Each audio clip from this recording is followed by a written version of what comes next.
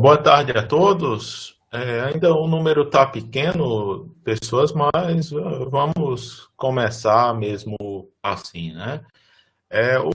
Tinha ficado da aula passada, quando nós falamos sobre a camada de enlace, fazer um resumo de toda essa pilha de protocolos que nós estudamos até agora, né? Então, para recapitular um pouco, eu acho que isso é sempre importante, nós vimos aquela estrutura em camadas, em 5 camadas, a abordagem do livro do Kurose é de cima para baixo, então lá você começa a ver a aplicação, depois transporte, depois rede e enlace, e finalmente tem a camada física aqui embaixo, né? Então, foi mais ou menos a sequência que nós fizemos, a única diferença é que pegou alguns tópicos gerais, como esses relacionados aos modelos de referência, o OSI, a internet como um todo, no início,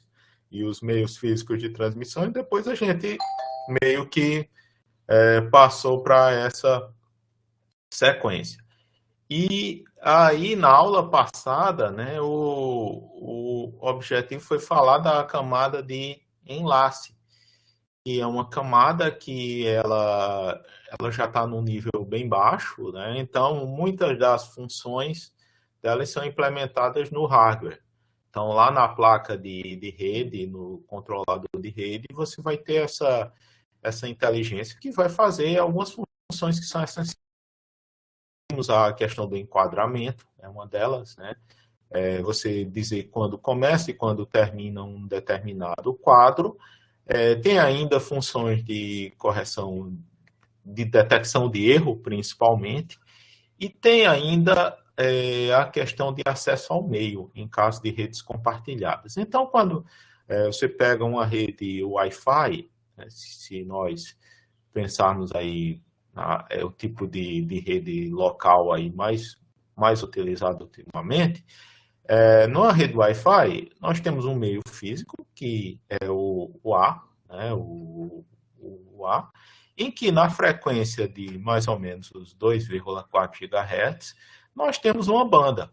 Né? Essa banda são os canais 1, 2, 3, 4 e assim por diante, dependendo aí, se você estiver usando 2,4 ou 5 GHz, você tem mais ou menos canais.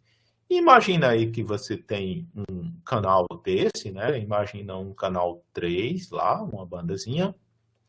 E esse canal 3 ele está sendo usado na sua rede. Vamos pensar só no caso da própria rede, né? Então, na sua rede, você tem vários dispositivos que estão aí utilizando esse canal na sua rede Wi-Fi, e esses dispositivos eles precisam se comunicar, principalmente com o ponto de acesso. Né? Se a gente for pensar o ponto de acesso lá com a antena, eles mandam coisas para o ponto de acesso, o ponto de acesso vai lá e envia informações para os outros, né? E a informação, né, na hora que se todo mundo for se comunicar ao mesmo tempo, pode haver as colisões, né? Ou seja, o sinal de um vai interferir no sinal do outro e aquilo dali pode inviabilizar a comunicação. Então, nessa camada de enlace, tem esses protocolos que se chamam de acesso ao meio. E no caso das redes sem fio, você tem o CSMA-CA, né? O que escuta antes de transmitir e ele procura evitar a colisão. Então, a gente vai dar depois mais uma olhadinha nisso daí na próxima semana, discutir especificamente as redes sem fio, né? Mas essa é uma das grandes funções aí da camada de enlace, essa questão do acesso ao meio, que é controlar quem fala e quando, né? Então, se tem esses protocolos de acesso aleatório e tem outros com reserva, como pega lá as redes de controle, principalmente, que você requer um tempo determinado para o usuário se comunicar, então faz mais sentido, naquele caso, esse tipo de reserva. Então, ainda além disso, tem redes PPP que você tem só 2 pontos, né? É tipo um fio que você liga o outro, que é mais simples aí, mas são essas funções típicas de enlace. Então, na hora que junta tudo, a gente tem uma pilha de protocolos, como vocês podem observar quando abre lá o Wireshark. Né? Então, quando você pega o Wireshark, você vai ver que ele pega aquele pacotezão de dados, né? E usa a biblioteca dele lá para dar nomes. Então, ele vai lá e identifica que você tem na aplicação HTTP, identifica que lá na transporte você tem o TCP, que na parte de rede você tem o IP, depois aqui você tem o Ethernet aí na camada de enlace, e depois, finalmente, você tem os bits que foram capturados na transmissão aí, usando a sua interface física. Então, isso aí é uma pilha de protocolos, como a gente denomina, né? E em uma comunicaçãozinha simples, tem vários pacotes que são trocados, né? E vários protocolos envolvidos. Então, a gente vai só recapitular essas coisas usando um cenário aqui bem simples, que a ideia aqui é que chegou um aluno, né? Imagina um aluno chegando com o laptop dele lá no campus Juazeiro, e que ele vai se conectar à rede Wi-Fi lá do campus, e ele vai solicitar o site do Google, www.google.com, e vai receber esse site lá no seu laptop. Então, o que é que está envolvido nisso daí? Então, ele chega lá na rede da Univasf, né, com o seu laptop, lá, e abre lá o navegador. Então, vai solicitar uma página, né, que está lá no servidor web do Google. Então, dá para notar aqui que vai ter várias coisas envolvidas e, no final, vai chegar a informação para ele. Então, o que é que a gente pode pensar inicialmente? Então, inicialmente, quando esse laptop chega, ele não tem configurações. Né? Então, quais são as configurações dele?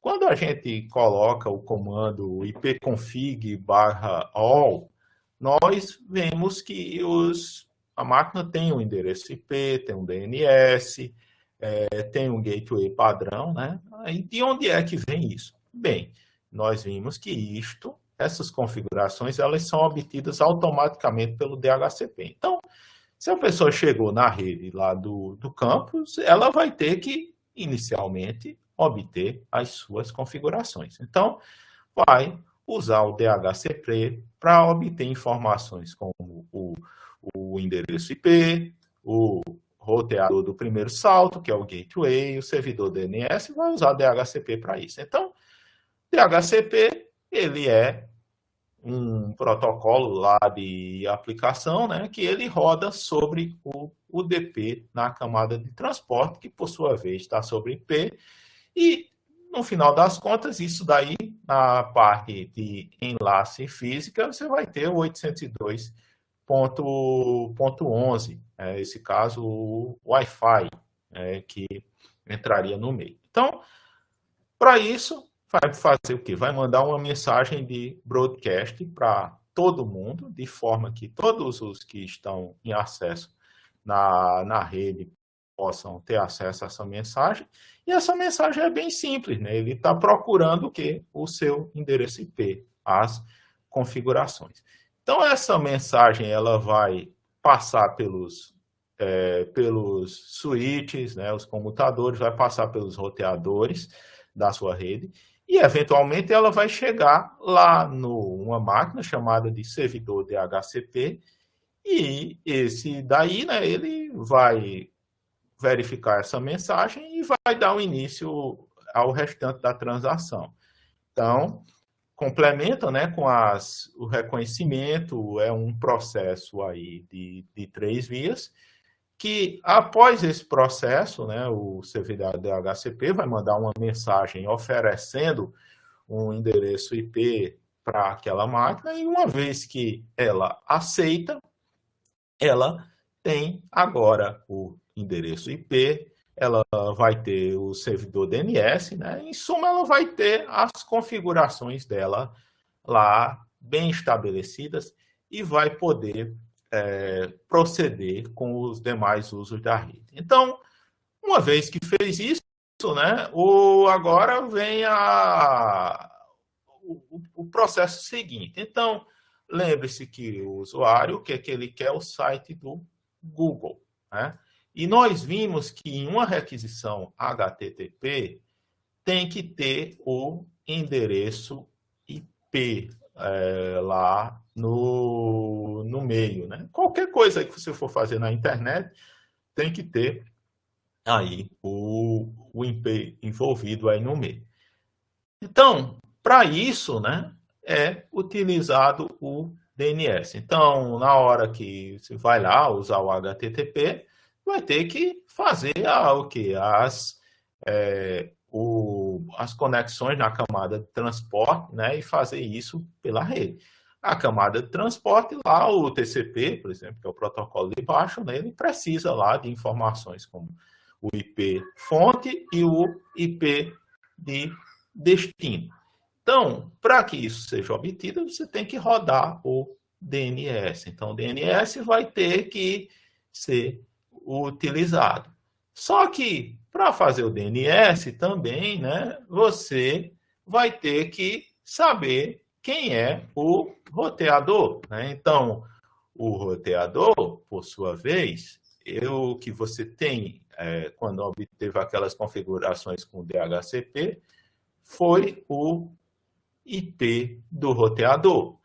Mas para preparar um pacote aí na camada de enlace, você precisa também do endereço físico, ou seja, um endereço MAC.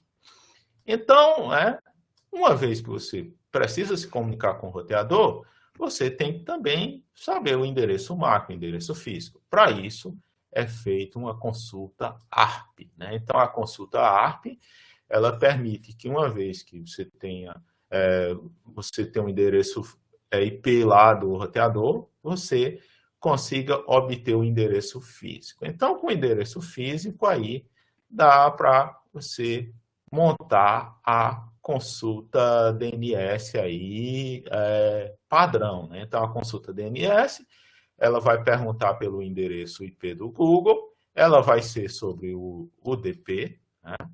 E isso aqui vai ser sobre o IP. E para quem ela vai ser encaminhada inicialmente? Bem, ela vai ser repassada aqui para o roteador. E o que eu preciso do roteador aqui no começo é o endereço físico dele. E eu já tenho com o ARP, né? Uma vez que ele está rodado.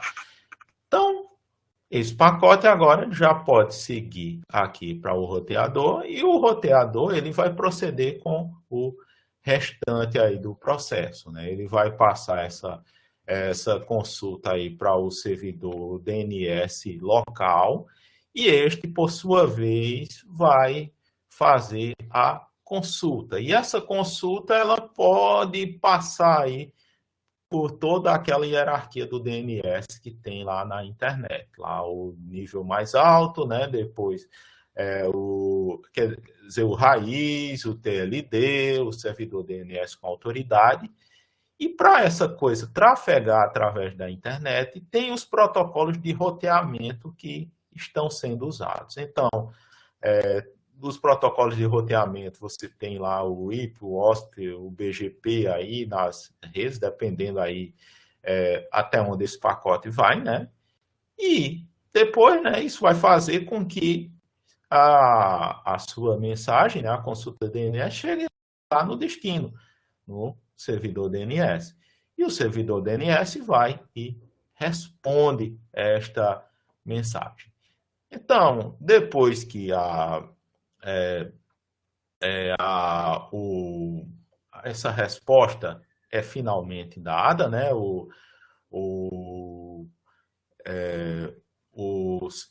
A máquina lá que está, a sua máquina, né? A máquina lá do usuário, ela já possui a informação, né? O endereço IP do destino.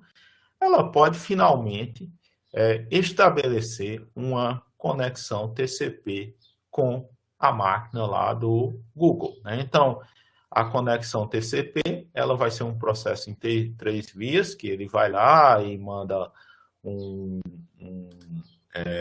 pacote SYNEC, um pacote SYN, né? Depois tem os...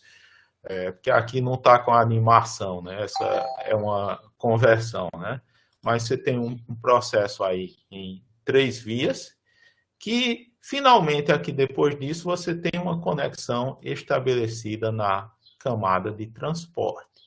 Então, depois dessa conexão em 3 vias estabelecida na camada de transporte, é que finalmente a requisição HTTP ela vai fluir através da rede lá até o destino. Então, ela vai acontecer isso, né? Esse pacote vai finalmente poder ser enviado. Então, ele manda um pacote, depois de requisição, depois o servidor lá manda o pacote de resposta e aí tudo bem, né? Você finalmente conseguiu exibir a mensagem lá, que é a página do Google. Então, vê que é um bocado de mensagens e protocolos envolvidos, né? Então, todos esses protocolos que nós vimos aqui nesta disciplina, né, de alguma forma, eles são usados por alguma entidade aí durante o processo de comunicação. Então, se por acaso tiver alguma coisa que não esteja funcionando bem, pode ser que faça com que o seu processo não funcione, né? Então, para começar, se você chega, né, você entrou aqui na rede aqui, o servidor DHCP ele está inacessível, né? Ele não está acessível. Então, você não consegue ter as configurações. Então, o processo parou por aí. O que é que você poderia fazer para remediar algo desse tipo? Bem, você poderia entrar manualmente com as configurações, né, de rede, né? Normalmente, às vezes, você tem uma ideia de quais são, né, essas configurações, e você pode pegar e ir lá e marcar nas configurações de rede, trocar a busca automática lá por um endereço lá padrão, né? Então, é algo aí essencial, essa parte de configurações. E uma vez que você tem as configurações, né, pode ser que você tenha algum problema, né? Então, às vezes, você tem algum destino inacessível, principalmente com a parte lá do seu gateway, o primeiro roteador. Às vezes, isso daí acontece, não, se acontece, né, então, se você tem algum problema de acesso, então não vai para canto nenhum, né?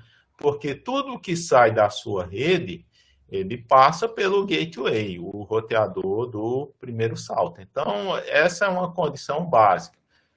Depois, qual é outra fonte de problema? Às vezes, você pode ter problemas com a consulta do DNS.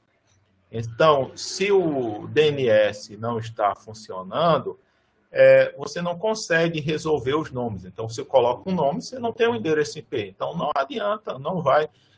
A única coisa que você vai conseguir fazer é, talvez, as coisas que já tenham endereços IPs programados aí na máquina. Então, ele não precisa mais fazer essa consulta do DNS e já pode fazer a requisição diretamente, né? Você também, quando tem problemas desse tipo, caso você saiba o endereço IP, você pode ter acesso ao site que você quer, né, por conta disso. Como é que, em geral, você sabe que se tem um problema de DNS? Bem, quando você consegue, se você consegue ter acesso com o IP, mas você não consegue ter acesso quando você coloca um nome. Então, aí está claro, né, que o DNS não está funcionando, não está resolvendo os nomes, E, em geral, um problema desse é com o seu servidor DNS local, aí, ou lá do seu provedor. Né? Então, ele está com algum problema de configuração, alguma coisa envolvida, você não consegue ter acesso. O que é que nós temos mais, né?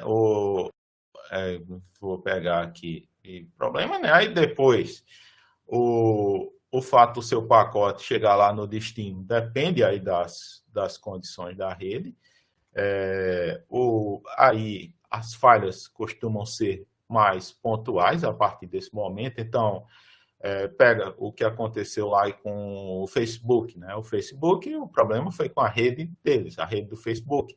Ela se tornou inacessível. Aí você conseguia acessar outras coisas que estão aí na internet, né? Então, se a gente for dizer, né, os problemas que mais... quer dizer, o problema mais agressivo que, em geral, a gente teria, né, é o DNS, principalmente da parte do seu provedor. Então, se por acaso o DNS dele falhar, pode ter problemas de acesso bastante sérios. E tem ainda o problema de rotas, né, que aí também, né, a nível de provedor, isso daí costuma causar alguns transtornos. Então, isso, nesses casos aí, o que se faz normalmente é acionar o suporte e ver, torcer para eles resolverem essas coisas rápido, né?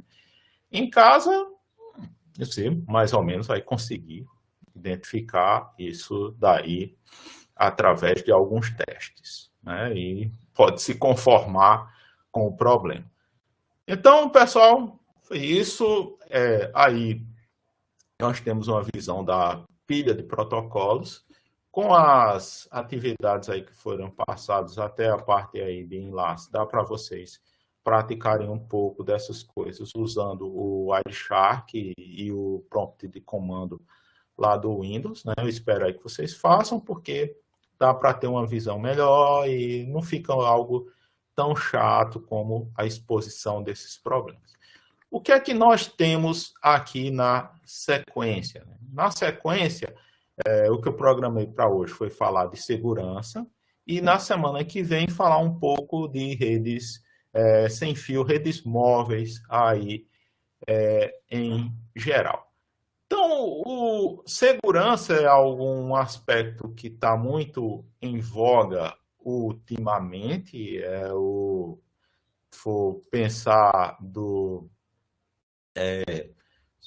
até agora, né? Pega aí a página aí que vocês estiverem usando um navegador, vocês vão observar que tem um cadeadinho nessa página dessa conferência.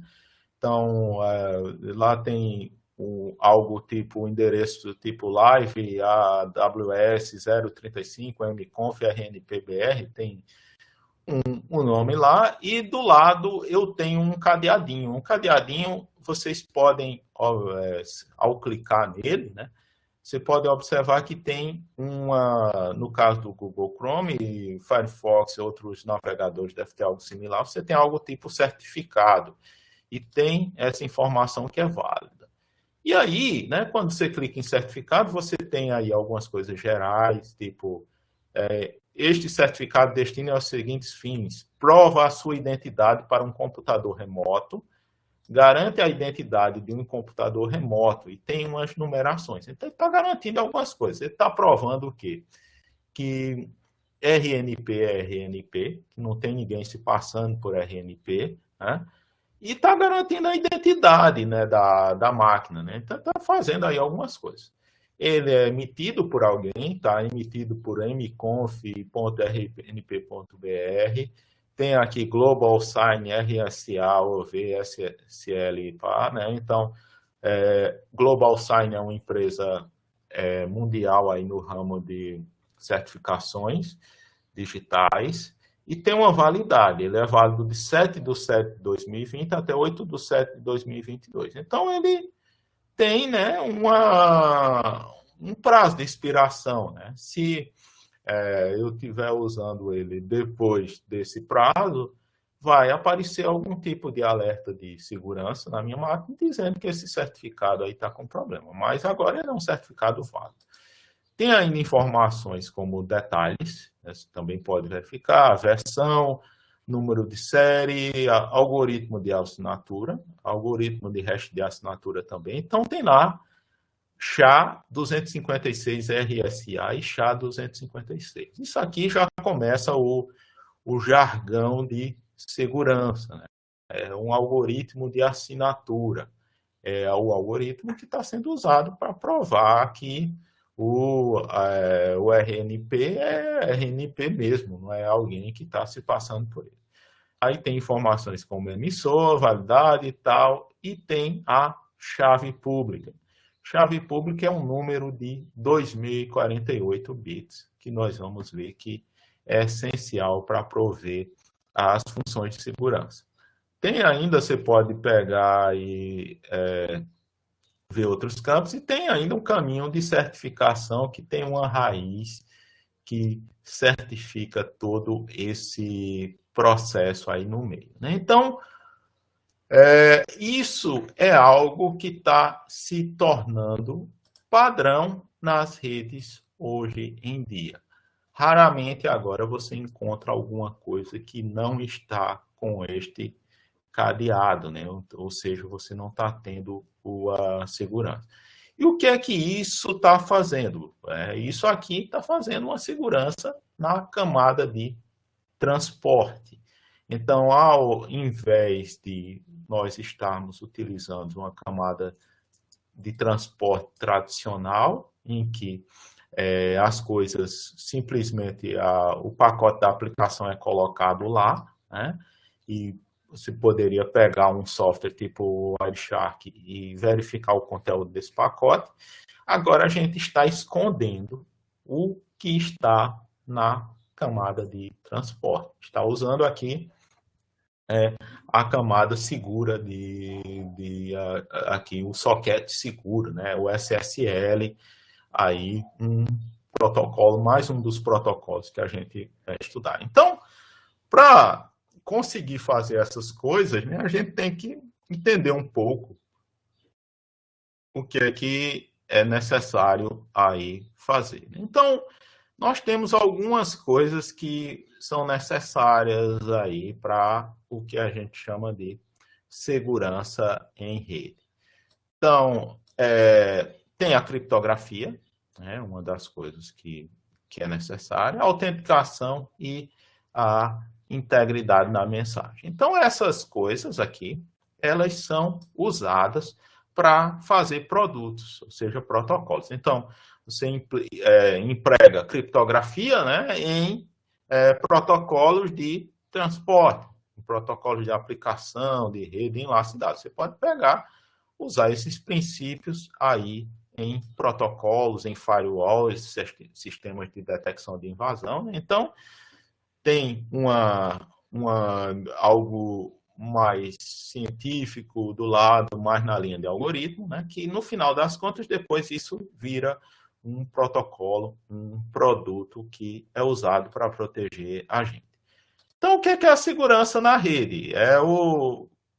Em geral, a gente quer garantir alguma dessas coisas, ou todas, né? Dependendo de uma vez. Confidencialidade. A ideia aqui é que ninguém vá xeretar o que é que você colocou, né? Então, você tem 2 usuários finais aqui, vamos ver depois isso aqui direitinho, né? Essa coisa vai passar por um monte de gente e vai chegar lá no destino.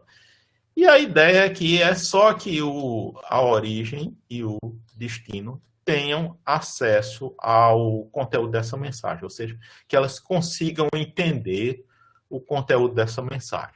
Qualquer pessoa que pegue aqui e tire uma cópia aqui dessa mensagem por onde esse processo vai trafegar, né? Pega, por exemplo, um estagiário que tem acesso aos roteadores. Ele poderia pegar e criar cópias dessas mensagens e se eu asseguro confidencialidade, ele não conseguiria entender o que tem dentro dessa mensagem.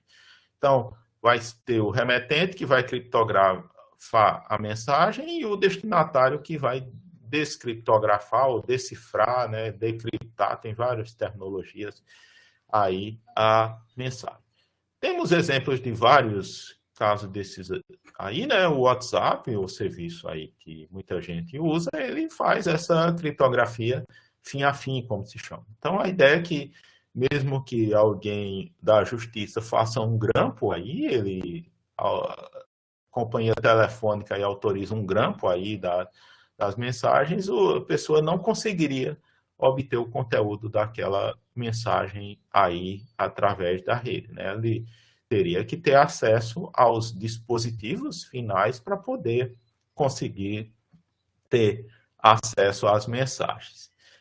Temos também a autenticação, é quando o remetente e o destinatário querem confirmar a identidade um do outro. Então, isso aqui está empregado, né? Vocês viram pelo que eu relatei para vocês que aí tem alguma forma que permite verificar que a RNP é realmente aí o fornecedor do conteúdo para mim. Então, não é um fake, não é alguém que está se passando por ele, né? Então, é algo também muito importante. A integridade da mensagem também é outra coisa. A pessoa poderia até confirmar que o remetente, o destinatário, mas alguém no meio poderia adulterar a mensagem, né? Alterar essa mensagem e ninguém detectar, né? Então, a pessoa recebeu algo, né? Tinha confirmado lá quem mandou, mas não, se não tiver integridade, você não tem como saber se aquela mensagem foi manipulada durante o envio. Então, é algo também importante isso daí. Temos também que ter acesso e disponibilidade, apesar de todas essas questões de segurança, ainda os serviços têm que estar acessíveis e disponíveis para o usuário, né? Então, não adianta você botar um sistema extremamente seguro se as pessoas vão ter dificuldade em utilizá-lo, né? Pode ser seguro demais aí ao ponto de os usuários não conseguirem utilizar. Então, essas são as premissas básicas. O que é que a gente faz em geral? Um cenário, né? Então, você tem um cenário em que você tem os mocinhos, a Alice e o Bob, são os dois pontos aí que querem se comunicar com segurança, e você tem um intruso, né? Nesse caso, a Trude tem muito comum usar também o termo Eva, vem lá de Eve, do inglês, que relaciona a espião, eavesdropper, também é um outro termo aí utilizado. Então, o que é que a Trude, em geral, faz? Né? Ela pode interceptar essas mensagens e o objetivo dela é atrapalhar esse processo, né? Ela pode pegar aqui, fazer uma coisa simples, tipo interceptar, pode excluir mensagem, pode acrescentar mensagem, né? Pode tentar fazer um bocado de coisa, aí dependendo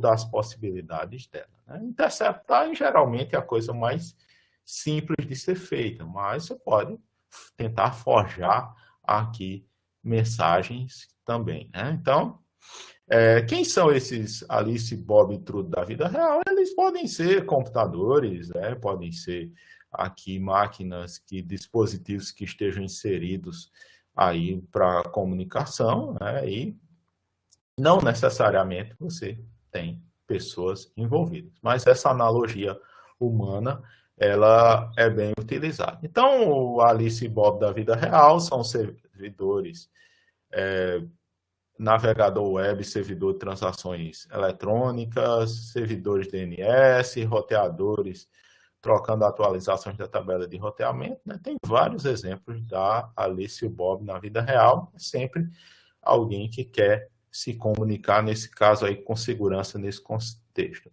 E o que é que o malvado, né, o perverso, pode fazer? Ele pode fazer o simples, que é bisbilhotar, ele pode inserir ativamente mensagem na conexão, ele pode se passar por outro, né? Ele pode sequestrar uma conexão, isso aí é bem grave, pode negar o serviço, né? Negar o serviço é algo muito comum hoje em dia, que você infecta máquinas, aí milhares de máquinas pelo mundo, e elas fazem um acesso aí simultâneo a determinados servidores e sobrecarregam o servidor e aquele serviço cai, né? Então, vê que tem várias coisas ruins que podem ser feitas e isso pode trazer prejuízos muito grandes às partes. Então, como é que eu asseguro aí que Alice e Bob, só eles, né, se comuniquem, né? Então, a ideia é usar a criptografia. O que é que a criptografia faz? Ela transforma um texto aberto, uma mensagem, pode ser um arquivo seu do Word, uma imagem, qualquer coisa aí, um pacote de rede, né? E com o uso de um algoritmo e de uma chave, eu cifro ele, né? Eu vou cifrar, eu vou transformar esse texto aberto em um texto cifrado. E a ideia é que, se alguém olhar para esse texto cifrado e não tenha a chave, né, ele não consegue descobrir o que está lá dentro. Então, a ideia é essa, né? Lá do outro lado, o Bob vai usar um algoritmo também para decifrar e vai usar também uma chave. Essa chave pode ser a mesma chave de Alice, né? Ou ainda, se a gente for usar o sistema de chave pública, essas chaves são diferentes. Então, note que é necessário uma chave para poder jogar no algoritmo e conseguir decifrar o texto. A ideia é que o algoritmo é conhecido, então lá tem muito, já está dizendo, né, pegar essas informações de segurança, tem dizendo, eu estou usando o algoritmo RSA, eu estou usando o AES 256, eu estou usando esse algoritmo é conhecido, só que a chave não é, né? Se eu for pegar e falar minha chave aí para todo mundo, eu entreguei o segredo e com isso qualquer um que tem essa chave vai poder jogar no algoritmo e conseguir decifrar a mensagem. Então a ideia é que se a Trude ela olha apenas o texto cifrado, ela mesmo sabendo o algoritmo, ela vai ter muita dificuldade, né? Então esse processo aqui pode ser feito aí de forma que, se ela tiver o máximo poder computacional existente, ela for testar todas as possibilidades possíveis de uma chave aí, ela vai levar um tempo tão grande que aí a informação já perdeu utilidade. Então, essa é a ideia que se faz, né? Que você faz as coisas de uma forma que daria um trabalho imenso aí para as pessoas, a não ser que elas tenham mais informações, né? Isso é possível. Então, esses esquemas de criptografia, eles evoluíram bastante, aí teve aí cifras bem simples aí, como pega um padrão de substituir uma letra por outra, então aqui a gente tem um alfabeto na sequência tradicional, e esse aqui poderia ser a sua chave. Então, o seu algoritmo é a substituição de uma letra por outra, né? A cifra monoalfabética, e a sua chave é essa. O seu segredo é esse, substituir A por M, B por N e assim por diante, né? Se você tem esse segredo, você pode pegar a mensagem aqui cifrada e conseguir recuperá-la, né? Então, eu posso fazer isso. Bem, né? Você diz, isso daí é seguro? Bem, não é tão seguro porque eu tenho aqui, se a gente for pegar o conjunto de possibilidades, nesse caso aqui, são 26 fatorial possibilidades, não é um número aí tão imenso de possibilidades. Além disso, você pode usar algum tipo de análise de texto para poder identificar aqui quais são as letras mais prováveis e poder conseguir decifrar isso de uma maneira mais inteligente. Se pode aprimorar isso, né, e daí com cifras polialfabéticas, mas aqui o que você está fazendo, na realidade, é algum tipo de, como se chama, de substituição. O que é tipo de substituição, e eu acrescentaria aí a substituição e a permutação. Então, os algoritmos que se tem hoje em dia, eles, mais ou menos, eles fazem essa ideia, né? Eles substituem uma coisa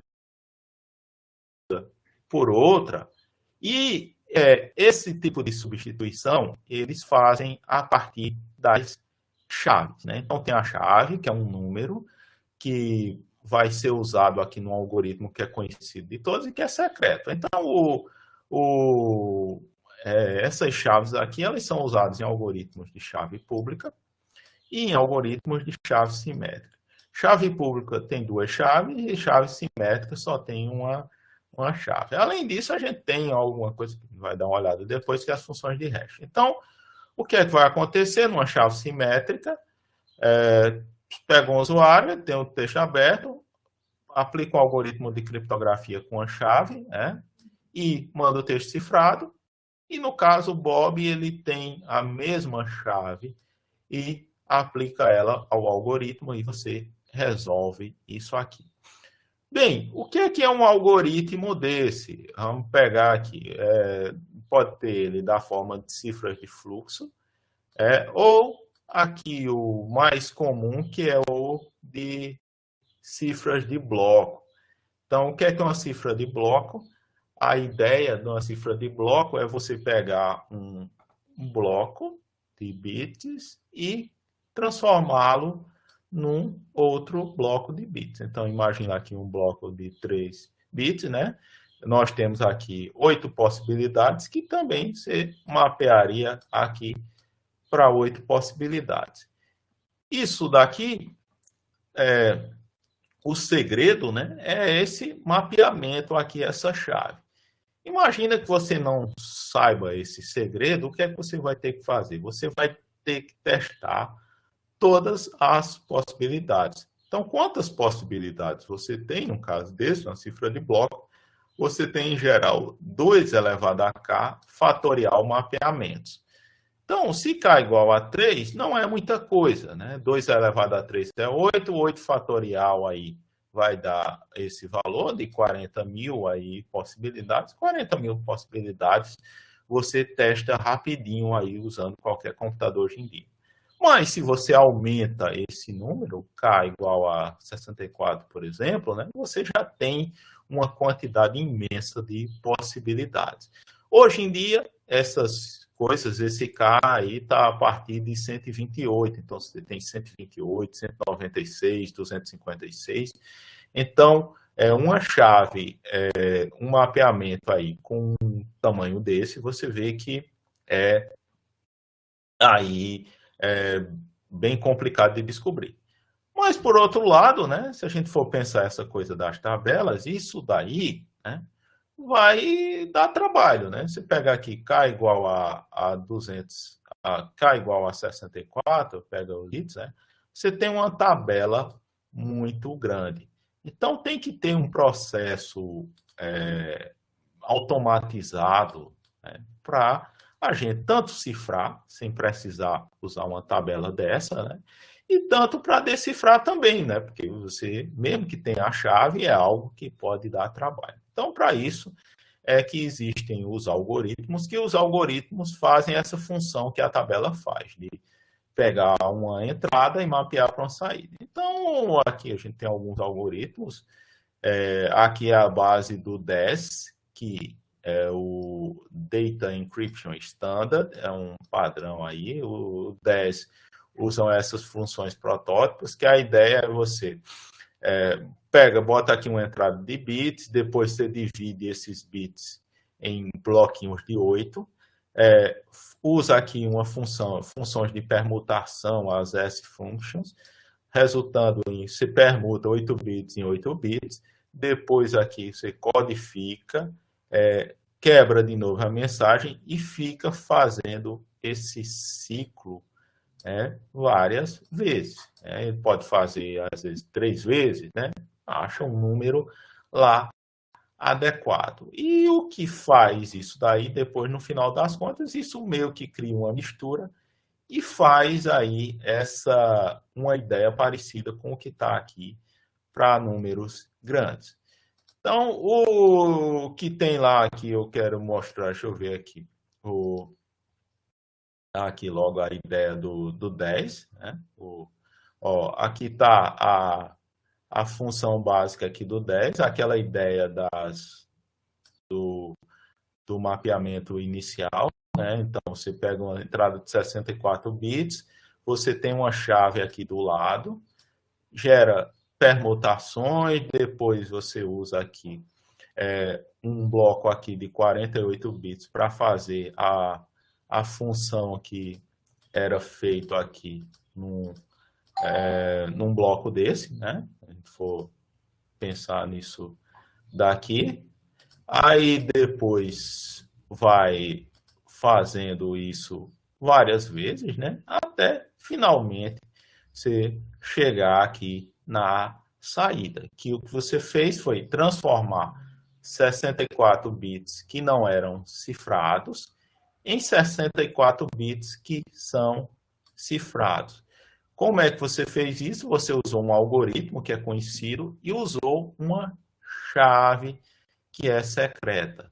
Só a Alice e o Bob é que conhecem essa chave. Então, essa aqui é a ideia do que a gente chama de uma criptografia de chave simétrica, e essa criptografia é uma cifra de bloco, como a gente conhece, né? Então, essa aqui, o 10, ele é um padrão, criptografia, ele já está meio obsoleto, ele foi trocado pelo Triple 10, o 310, aí, e também, mais recentemente, aqui pelo AES, que ele ficou aí vulnerável com alguns tipos de ataques que se tem hoje em dia. Além disso, ainda tem uma outra possibilidade de fazer esse tipo de criptografia de chave simétrica, que é a ideia de cifras de fluxo, né? Cifra de fluxo é um pouquinho mais simples. Você usa a chave num gerador de sequências pseudo-aleatórias, que a gente chama, é um algoritmo que vai gerando bits a partir de um número. Ele pega, quem já usou aí alguma função de uma linguagem de programação, uma função rand, né? Rand, em geral, o rand é usado para você gerar um número aleatório. Quando você está fazendo uso de uma função rand, normalmente você faz uso de algo desse tipo. Você está pegando uma chave e está alimentando a função rand, e a partir daí você gera uma sequência que parece aleatória, mas que ela não é aleatória, né? Ela é pseudo-aleatória. Tem um algoritmo determinístico que está gerando. Então, às vezes, você pode usar a rand aí baseado aí num determinado estado do sistema, que dali é a chave, né? E você vai gerando bits, né? E esses bits aqui, eles formam a sua sequência pseudo-aleatória que você usa para cifrar mensagens. Então, você pega um bit, né? Lá dessa sequência e faz um XOR aí com o bit da sua mensagem e vai mandando, né? E o outro lado, do outro lado, ele pega ele também vai gerar a mesma sequência, pega com a mensagem codificada e na hora que ele faz esse XOR de volta, ele recebe a mensagem. Então, cifras de fluxo e cifras de bloco são os dois tipos que a gente chama de vou pensar de criptografia de chave simétrica, né? É a ideia aí básica. Aí, né, como eu falei para vocês, o padrão AES, ele é mais seguro, né? Então, é algo que está sendo usado para isso. Então, aí, quando vocês olharem as configurações de determinado site, vocês podem ver que está sendo usando o AES e lá vai ter dizendo também o tamanho dessas dessas chaves. Por que é que trocou o 10 pelo AES? É exatamente porque tanto os algoritmos como os tamanhos das chaves, elas vão ficando obsoletos, né? Porque a capacidade dos computadores, elas vão aumentando aí à medida que o tempo passa. Então, o poder computacional de hoje não é a mesma coisa que você tinha há 10, 20 anos atrás. Então, é necessário aí essa evolução para correr contra. Só que aí a gente tem um problema, né, pessoal? Você tinha lá naqueles casos a Alice e o Bob lá do outro lado. E no meio você tem a internet, né? Aí para Alice e Bob se comunicarem de maneira secreta, eles têm que ter o segredo, a chave secreta. Aí vem a questão, né? Como é que a Alice e o Bob vão levar o segredo para o outro, né? Se eles não se encontram cara a cara, né? Aí, né? Se eles não se encontram cara a cara, né? Sabe que nem sempre algo é desse tipo, né? Você chega lá, se vocês chegaram a ver aqueles filmes aí da Segunda Guerra Mundial, principalmente lá com a Enigma, né? A máquina lá usada pelos alemães para fazer a criptografia, você tinha o quê? Você tinha um caderninho com a chave do dia. Né? Então, de alguma forma, né, entregaram lá para os navios envolvidos um caderninho, né, que ele vai lá, página da chave do dia. Aí ele vai lá e olha aquele valorzinho e coloca lá na configuração na máquina Enigma deles, né? E a partir daí eles podem se comunicar em segredo.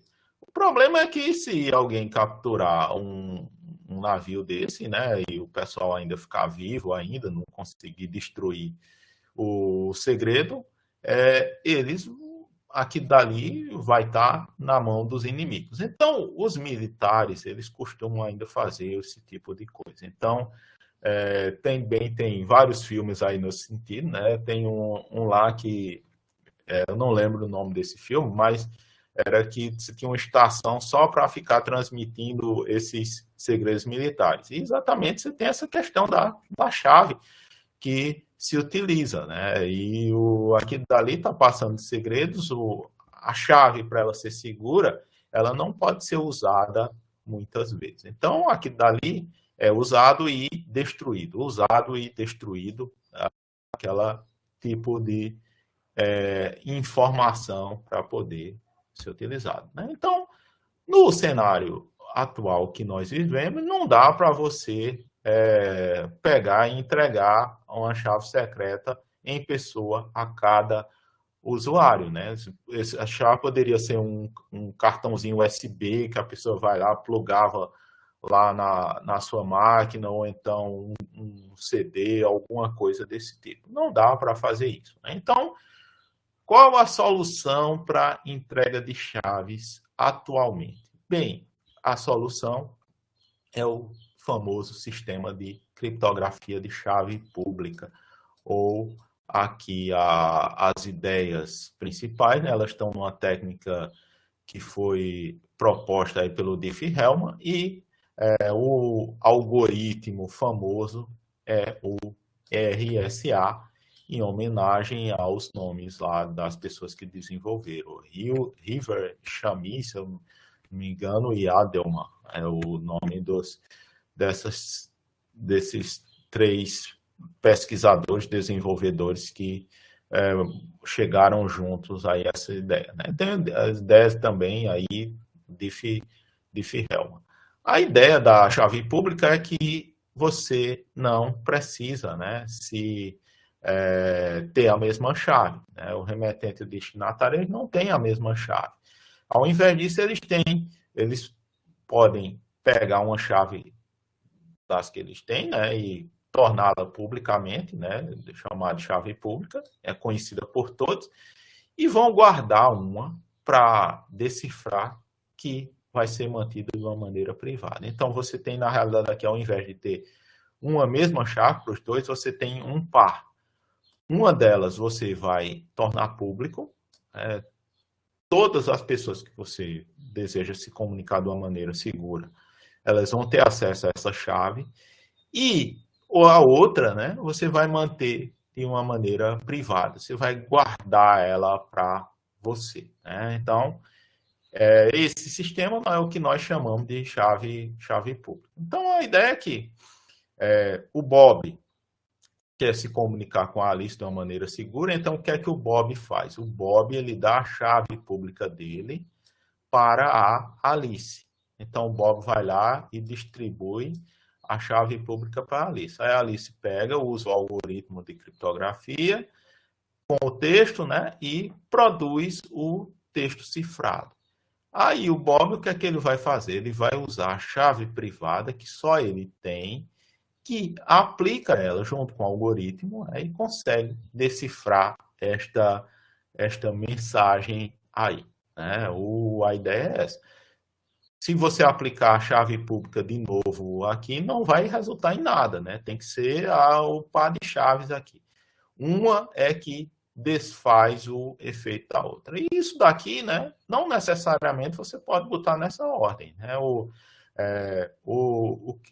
Você pode criptografar com KB- e descriptografar, né, decifrar com KB+. Não vai ter a utilidade nesse cenário, mas tem um cenário de autenticação que é relevante a esse tipo de ideia, essa troca, essa permuta, né? Usar a privada para cifrar e a outra para decifrar, né? A mensagem é essa, que tem que utilizar as duas para poder desfazer o efeito, né? Aí. Então, a gente vai ter algo que vai desfazer o efeito, né? O algoritmo conhecido é o RSA, devido a esses dois caras, que ele usa a ideia de aritmética modular. Então, tem lá a aritmética modular, não vou entrar aqui nos detalhes do que é a aritmética modular, mas, a princípio, você pega uma mensagem, transforma ela num número decimal, né, e faz aqui uma operação em aritmética modular. Você vai elevar ela a um expoente e depois pega e faz o módulo a algum número. O que é que vai ser a chave? Vai ser o expoente e o n lá do módulo, né? Então, pega aqui, né, no caso, tem uma operação exponencial, né? Eleva a um expoente algo, módulo alguma coisa, e aí você vai tá cifrando, né? E a operação de decifrar também vai ser algo parecido. Você eleva um expoente e depois tira aqui ao módulo. Bem, você diz, mas é um negócio tão simples aí, o que é que faz essa coisa ser seguro? Bem, o que faz isso daqui ser seguro vai ser o tamanho desse expoente e desse n, né? Se a gente fizer essas coisas muito grandes, isso aqui vai ser difícil de conseguir realizar. Então, bem, né, nós temos um algoritmo que é usado aí para gerar aqui essas chaves. Você começa com números primos muito grandes, então são números de 1024 bits, e vai aumentando, né? Eu não sei nem quanto está atualmente, se é 1024 ou 2048 bits. Então, você pega números primos dessa magnitude, faz o produto entre eles, né? Então, você gera lá um número n como produto desses números primos aí que são grandes. E aí, né, faz o algoritmo aqui de forma que você consegue achar um expoente e um outro expoente aqui, de forma que a chave privada vai ser o produto desses números primos, o n, né? Esse expoente e do outro lado também o n e o d, né? Então, note que está nas chaves o n, que é um produto de dois números primos muito grandes. Então, a princípio, se você conseguir fatorar o n, você consegue refazer o algoritmo de volta, né? Só que que é que você vai ter que fatorar? Você vai ter que fatorar um número primo um produto de primos de 2.000 bits. Né? É um número aí extremamente grande. Então, isso aí leva tempo para você fazer, e exatamente isso é feito de uma maneira que leve anos e anos para se conseguir fazer esse processo. Então, o criptografar, você vai pegar a mensagem, levar um expoente e depois vai pegar a operação modular, e decifrar você faz isso. Aqui a gente tem um exemplo, uma mensagem aqui, você vai criptografar 8 bits, deu uma mensagem que é o número 12, levar o expoente, deu esse número, calcula o módulo, tem número 17. Então, o número 12 se transformou no número 17, depois você pegou o 17, elevou ele ao seu expoente, tirou o módulo, você conseguiu restaurar de volta. Né? Então, essas são as operações de cifrar e decifrar, e nota que elas são meio carregadas aqui computacionalmente, né? Porque você está fazendo exponencial, operação modular, não são operações tão simples de fazer. Tem aí a segurança disso, da parte de teoria dos números, uma área bem interessante para isso aí, a gente não vê muito quer dizer, não se estuda isso em graduação, a não ser em cursos talvez de matemática, as estruturas lá de corpos finitos e coisas do gênero, né? Há alguma teoria matemática muito bonita, né? Mas aí, usando essas coisas aí, dá para ver, né, que é algo seguro. Só que a segurança, ela está baseada em hipóteses computacionais. Né? A principal hipótese é que a fatoração ela é difícil. Né? Fatorar um número grande é muito difícil. Toda a coisa está baseada nisso aí. Só que isso daí é algo que, atualmente, né, com o uso desenvolvimento dos computadores quânticos, é algo que está indo por água abaixo. Então, tem os computadores quânticos, eles conseguem fazer esta operação de fatoração num tempo muito menor. A complexidade computacional disso aqui muda bastante. Né? É verdade que hoje em dia ainda os computadores quânticos, eles operam com um número muito pequeno de bits quânticos. Então, ainda eles não estão capazes de fazer essas operações que nós temos hoje em dia. Mas isso aí provavelmente é uma questão de tempo.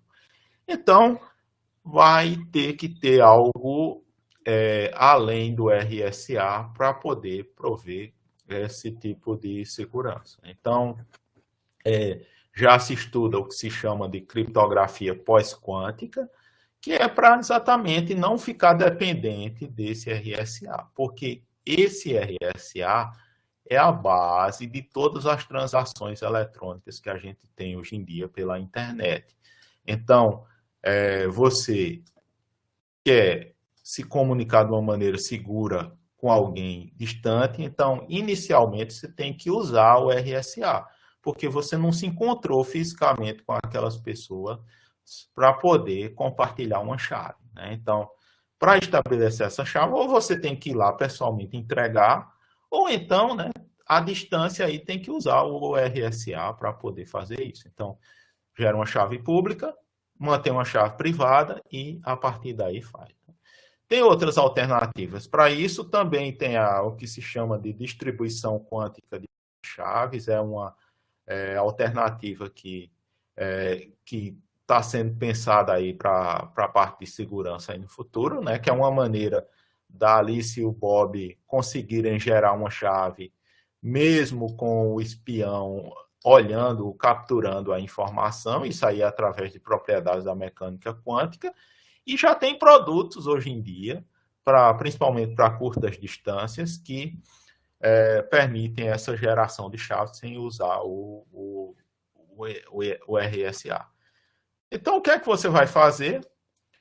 Uma vez que você tem o RSA, você usa esse processo inicial, e o que é que você faz, né? Você não pode usar o RSA durante o processo todo, né? Para cifrar tudo que você quer, porque ele é muito pesado computacionalmente.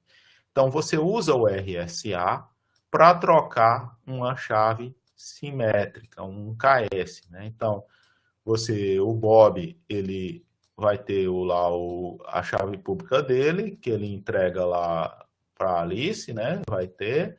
Aí a Alice vai cifrar a mensagem aqui com isso, o Bob usa para decifrar.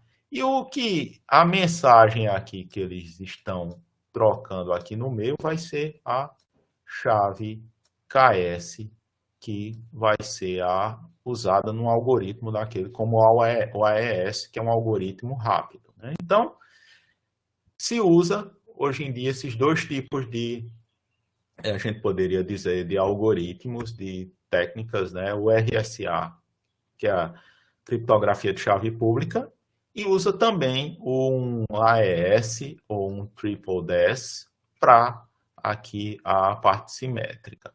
Então, o pública é o início, depois aí o restante das coisas que você vai cifrar, você usa com uma chave simétrica, que é muito mais rápida de fazer.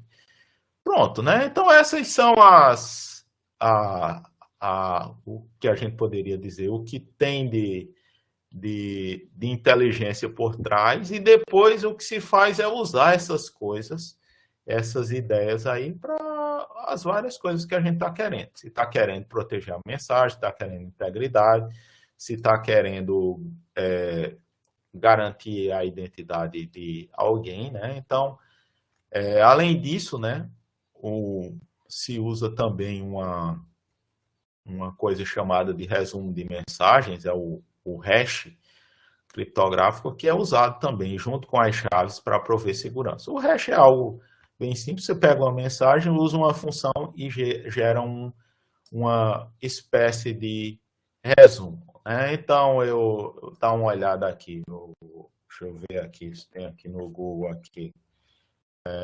Vamos ver.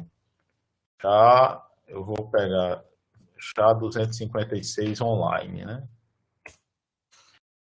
Vamos ver aqui, né? Vou ver se eu projeto aqui para vocês.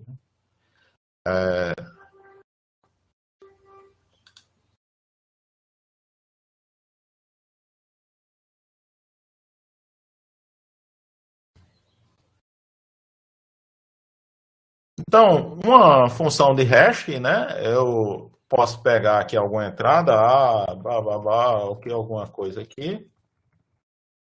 E o que ele está fazendo, né? Está gerando aqui o hash, o resumo da mensagem. Note que se eu mudar uma letrinha, né, o resumo muda totalmente, né? Então, os resumos, eles têm essa propriedade, né? Quando eu mexo qualquer coisinha, uma adulteração simples aí, né? uma letrinha no processo aí, esse resumo vai mudar totalmente. Esse resumo, ele tem um tamanho fixo, né? Você pode aqui escrever o que for aqui, né? E ele vai ter lá sempre o mesmo tamanho. Nesse caso, é um tamanho de 256 aí bits, né? 256 bits aí o SHA. Então, o resumo, ele é usado para também você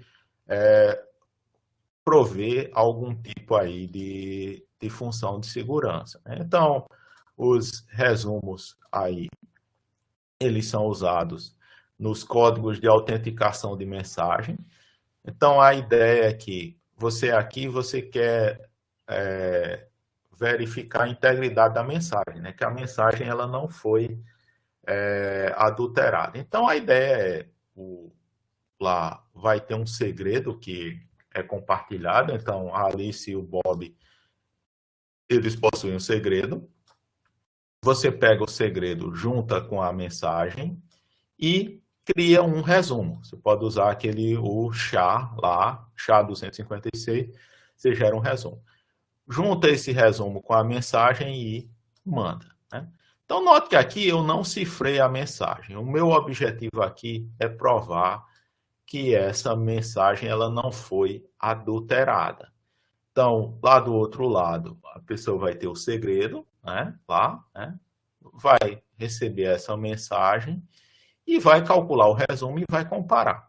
Se os resumos forem idênticos, então a mensagem ela não foi adulterada. Para que é que você utiliza isso? Imagina aí se você está uma instalação do Windows, né? Você quer validar um determinado arquivo. Pode ser que aquele arquivo ele tenha sido adulterado por hackers e tenha sido colocado um código malicioso ali junto com aquele software. Então, na hora que eu verifico, eu utilizo alguma técnica dessa, né? O software lá, o seu sistema operacional, alguma coisa de validação, ela tem o mesmo segredo que foi utilizado, né, para criar essa validação. E uma vez que você computa ela, você tem como verificar se aquilo dali foi, de alguma forma, adulterado. Então, isso daí é algo muito importante, né? A gente tem também o uso desse tipo de técnicas aí na parte de autenticação também do ponto final, que é algo aí bastante utilizado. Nós ainda temos o que se chama de assinaturas digitais. Então, até aqui, né, a gente pensou na seguinte situação, né, que o Bob, ele dá a chave dele para quem deseja se comunicar com ele. Mas como é que você sabe que é o Bob, que é a chave do Bob mesmo, né? Como é que você sabe que não foi a Trudy que se passou pelo Bob e disse que a chave era a chave pública do Bob? E se acontecer isso, né, se a Trudy mandar a chave pública dela, né, na realidade você vai estar se comunicando com a Trudy, não com o Bob, né? Então, as assinaturas digitais, elas são usadas exatamente quando a gente quer garantir que a chave realmente veio da pessoa que está dizendo. Então, para isso, você vai ter que ter uma autoridade de certificação, né? Que o que é que ela faz, o que é que ela usa, né? Ela usa esses sistemas também, a chave pública e chave privada. No caso, ela vai usar uma chave privada exatamente para garantir essa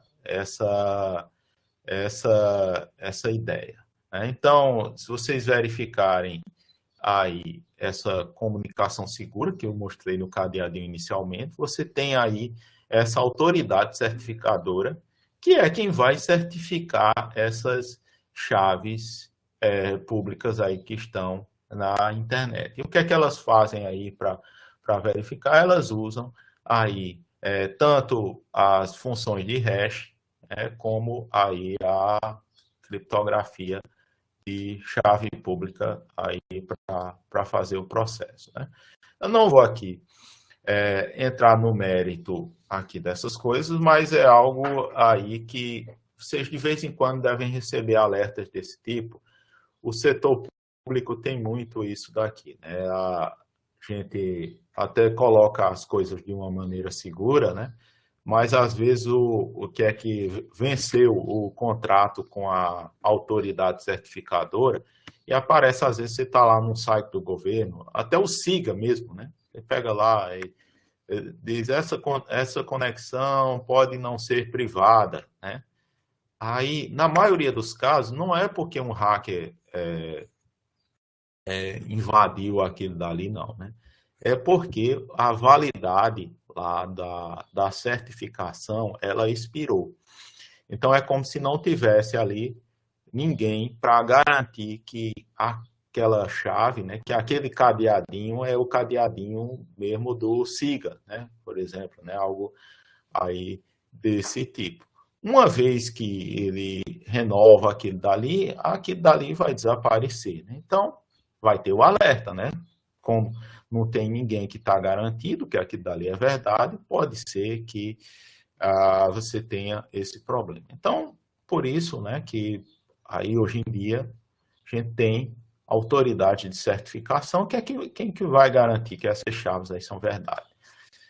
Então, o que é que se vai utilizar, né? Se vai utilizar essas criptografias aí, esses mecanismos de integridade de mensagem para proteger as coisas. Então, você pode usar para proteger o e-mail, proteger as conexões TCP, usando o SSL, proteger a camada de rede, o IPsec, proteger as redes sem fio, criar firewalls, né, as proteções e esses detecções de intruso, né? Então, isso aqui é a parte da segurança na prática, nos protocolos de rede. Então, você tem toda essa parte de chaves, de trocas, de segurança tal, e isso daqui no final ele vai garantir essas coisas.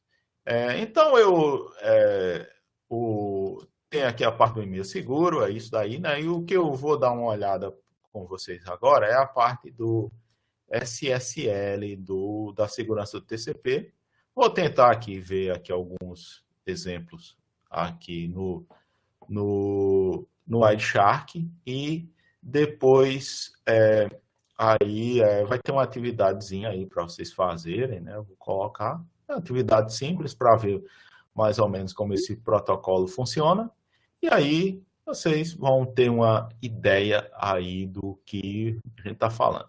Então, o SSL quer dizer a camada de socket segura, né? Então, nós vimos que o TCP, você abria um socket com a camada de transporte. Então, na realidade, a aplicação pegava, jogava os dados no socket e aquilo dali chegava lá do outro lado. Só que isso daqui no lado do TCP não tinha a segurança.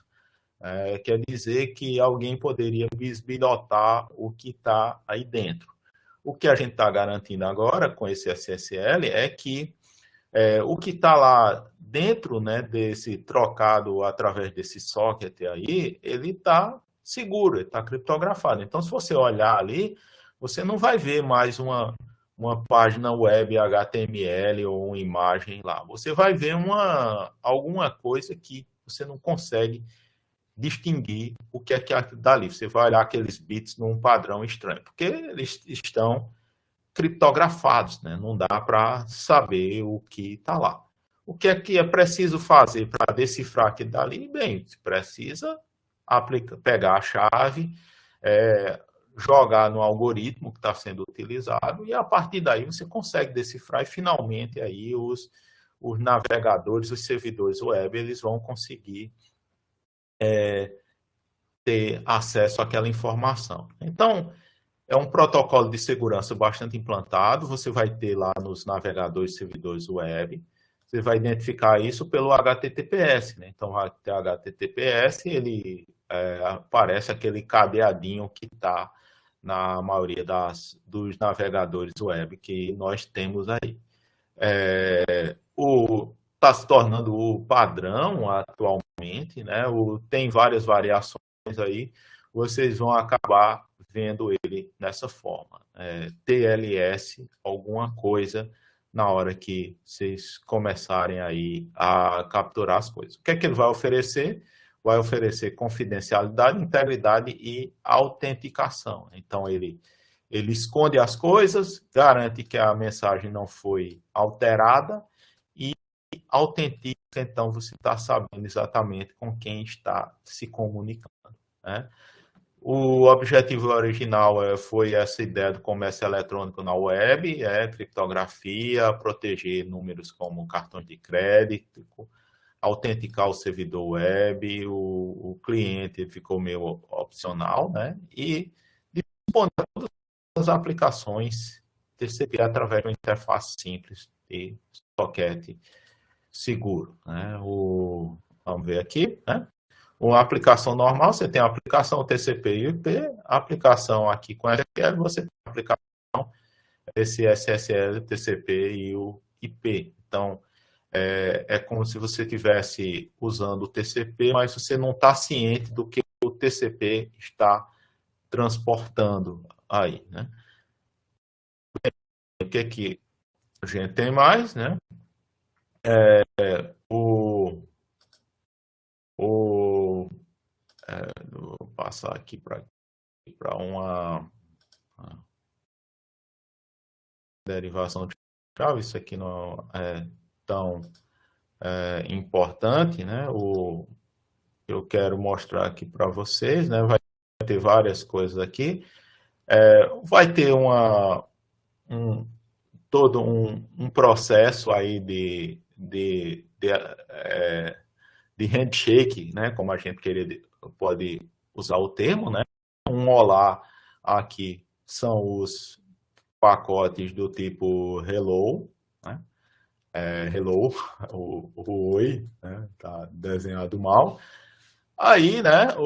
Vai ter certificados aí que estão usados, o nonce é um número lá aleatório, né? E a partir daí você tem meio que uma sequência aqui que vai ser criptografada aqui com o protocolo. Então, a partir de um determinado momento, tudo que vai ser trocado, ele vai ser cifrado. Então, eu vou ver se eu consigo aí demonstrar para vocês. Vou iniciar a minha captura no Wireshark. Deixa eu ver aqui, né? Vou pegar aqui o Wireshark. Botar ele para capturar pacotes. Né? Tá aqui um bocado de coisa, não é do meu interesse. Eu vou entrar no site aqui da Netshoes. Comércio eletrônico aí, como tem aqui o site aqui da Netshoes. Posso até aqui, vocês não estão vendo aqui, mas eu vou acessar aqui a informação da minha conta, que eu vou fazer um login aqui com a minha senha, propriamente dita. Eu estou fazendo isso aqui no momento, né? Está capturando aí pacotes para vocês. E eu vou parar aqui a captura, já tem pacote mais, e vou colocar aqui um filtro por SSL, né? Vou colocar aqui o filtro, botar SSL. Na realidade, está aqui capturou aqui um bocado de coisa, né? Eu vejo que o ideal é eu saber aqui quem é a Netshoes, então eu vou dar uma paralelamente aí, não vou projetar aqui para vocês, usar aqui o prompt de comando e vou usar o NSLOOKUP para saber quem é Netshoes, né? .com.br. O endereço que ele dá, né, o 179.191. Então, aqui eu ver aqui se eu acho esse número aqui, 179.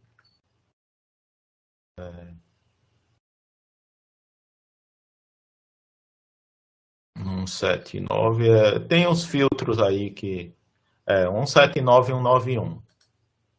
Aqui, isso tem vários aqui, tem da minha máquina, começa aqui a partir daí, em direção a ele. Já tem um bocado aqui, que vê aqui o que é o primeiro, né? Eu acho que esse aqui é o primeiro que está envolvido. Então, note que tem um hello do cliente, depois tem um server hello. Então, o que é que tem no no hello aqui do cliente, se a gente for olhar, né? Você nota que tem o TCP aqui e tem a camada de transporte seguro.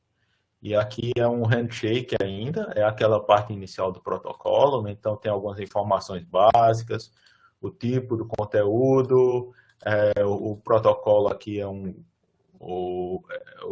aqui você está nessa parte inicial, né? Tem algumas informações que está passando aqui, como por exemplo, tem um número aleatório aqui que foi criado, um ID da sessão, um número, né? Tá passando aqui uma série de informações aqui, as chaves, os modos que suportam aqui, né? Os algoritmos que podem ser utilizados, né? Então tem todas essas informações estão na parte do cliente. Aí o servidor vai lá e me responde com alguma coisa lá também. Então também entra aqui tá ainda nessa parte do hello, né? Então nota aqui que tem um número aleatório, um ID, né? Tem várias coisas aqui no meio, né? E tem aqui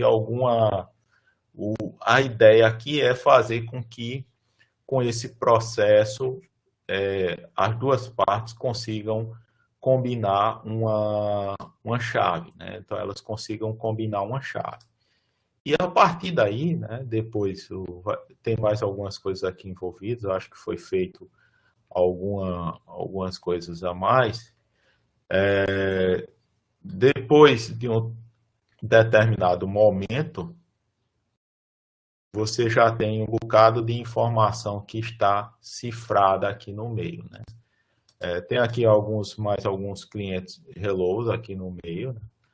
Mas depois de um determinado momento, que eu pego aqui, um 79 aqui, né? Se pegar aqui, esses aqui já são dados de aplicação que o servidor está mandando para mim.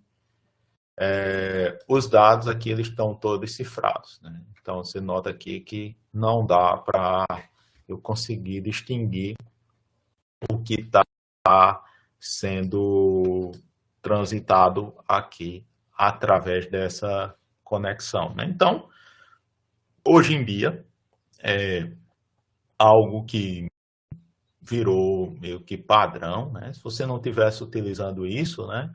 O que é que acontece? Alguém pode interceptar a sua conexão e pega, por exemplo, um FTP, você está utilizando, né? O FTP, você entra lá com o seu login e senha, e aquele dali, ele não está sendo cifrado.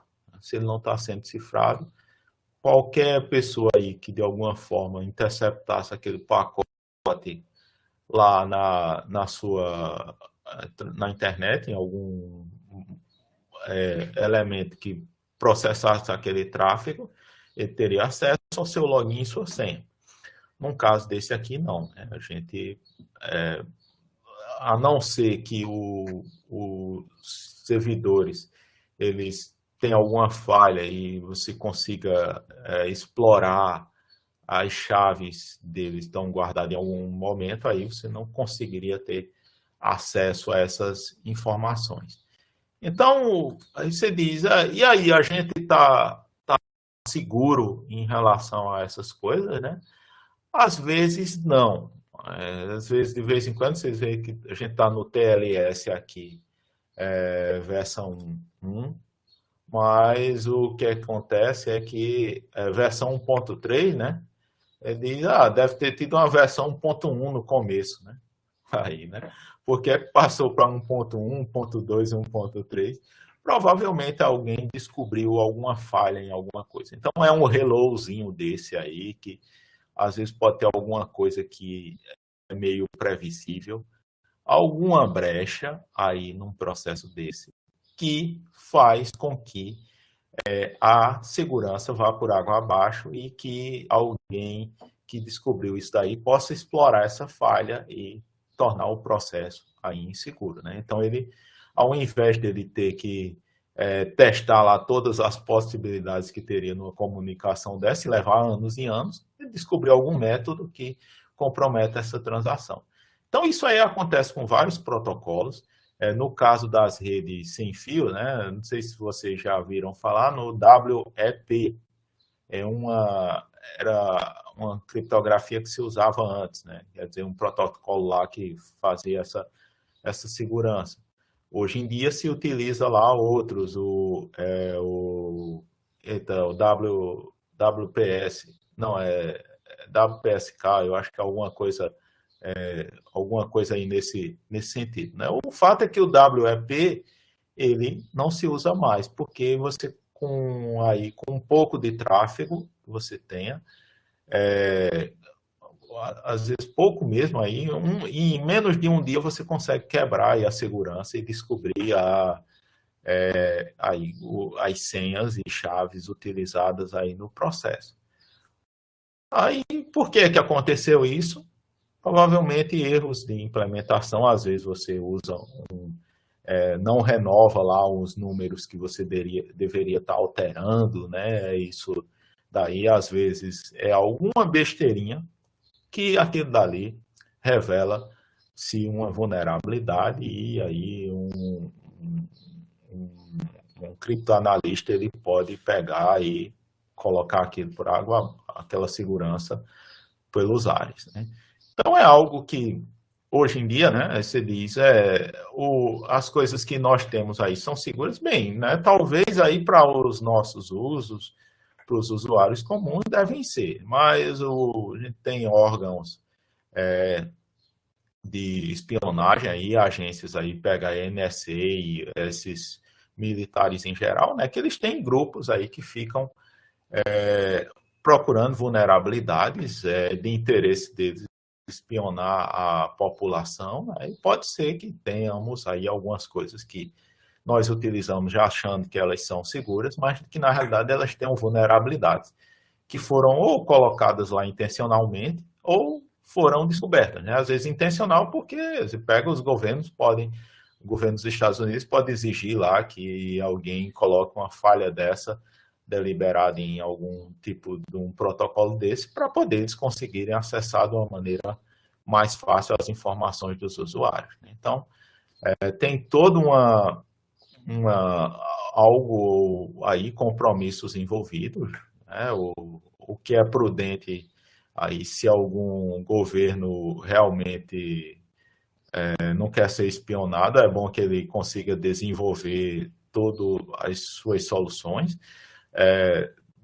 Não sei se vocês lembram, né, mas com aquele escândalo que teve lá, que o Snowden revelou que a NSA ela espionava aí vários governos aí no mundo, o Brasil aí apareceu, né, no meio, né, eles têm as vulnerabilidades, eles vão espionar todo mundo, né, e azar dos outros aí que estão usando os produtos aí com defeitos. O ruim é que as empresas, elas perdem a credibilidade. Então, você tem lá, da mesma forma que chega e diz, o 5G chinês, ele tem, aí o governo da China espiona, né? Então, você pode chegar e dizer, o produto Apple ou Microsoft, ele é espionado lá pelo governo dos Estados Unidos, porque essas empresas, elas estão sujeitas lá à lei americana. E talvez possa ser alguma coisa antipatriota, né? Podem até ser colocados aí colaboração com o terrorismo, você produzir alguma coisa que os criminosos possam utilizar para fazer algo contra os Estados Unidos. Então, é uma situação bem delicada essa que a gente está hoje em dia, né? Você tem os meliantes que usam essas informações em busca de dinheiro, mas, por outro lado, você tem os governos que querem prever ataques e coisas relacionadas a segurança nacional. E no meio daí está a gente, né?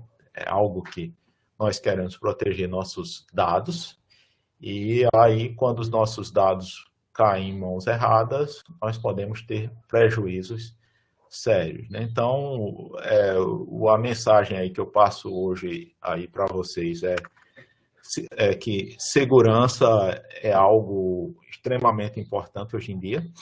As empresas, elas estão sujeitas à lei de proteção de dados que foi aprovada aqui no Brasil, né? E às vezes quando você tem um vazamento dado de cliente, assim, você pode sofrer penalidades aí sérias, né? Então é algo que temos que ter cuidado nisso aí, no nosso trabalho, no nosso negócio, porque isso pode trazer prejuízos financeiros para nossas empresas. Então, é algo aí que eu costumo aí ter bastante cuidado com isso.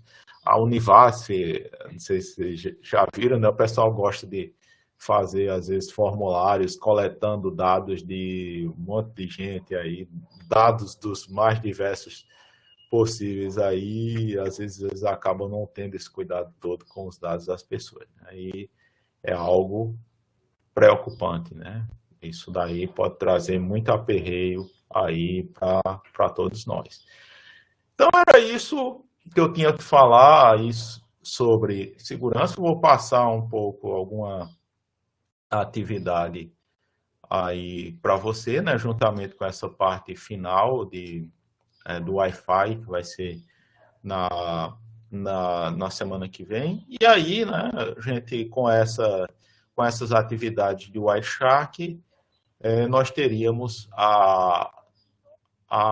o que vai dar as notas aí de vocês. Eu não vou fazer mais nada, não, vai ser só essa parte aí do Wireshark mesmo, né? E aí, obviamente, tem essas participação nas aulas também, pode servir de um bônus, alguma coisa aí nesse sentido, né? E é isso, pessoal. Esse é um curso mais ou menos informativo para vocês, não é aquela coisa que é para ter alguma utilidade, né? Se tiver, eu estou feliz. Se não, aí, paciência. E essa área de segurança, só para vender um pouco meu peixe, é uma área de interesse minha, né?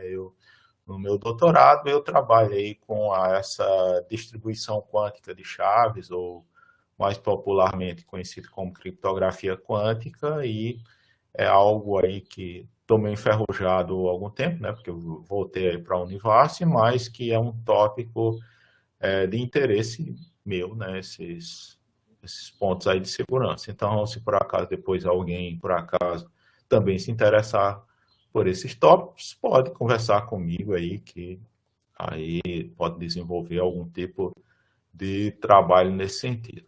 Então é isso, pessoal. Se não tiverem algo aí, a gente encerra por hoje, né?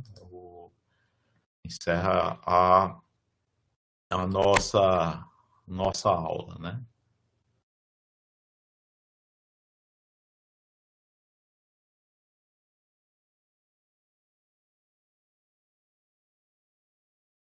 Então, pessoal, tenham uma boa tarde e até a próxima semana, e fiquem sempre acompanhando aí a nossa página no AVA, que tudo vai estar colocado lá, né? Então, até a próxima. Tchau.